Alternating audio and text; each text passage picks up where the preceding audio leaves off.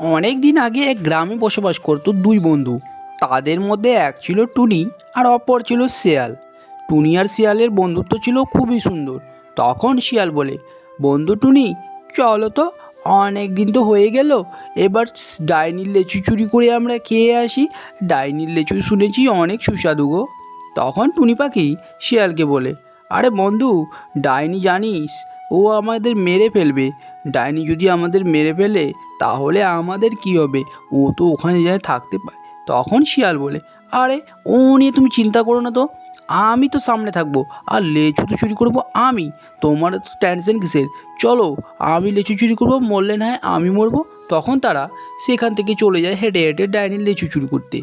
কিন্তু তারা কি জানতো যে ডাইনি সেখানে দাঁড়িয়ে থাকবে? তখন ডাইনি বলে, তোমরা যদি অবশ্যই লেচু চুরি করতেই চাও তাহলে তুমি তোমাদের ফ্রেন্ডদের বলে দাও ভিডিওটিকে লাইক করে সাবস্ক্রাইব করতে চ্যানেলটাকে, তবে আমরা তোমাদের লেচু চুরি করতে দিব। তাহলে তোমরা তাড়াতাড়ি সাবস্ক্রাইব করে নাও চ্যানেলটাকে।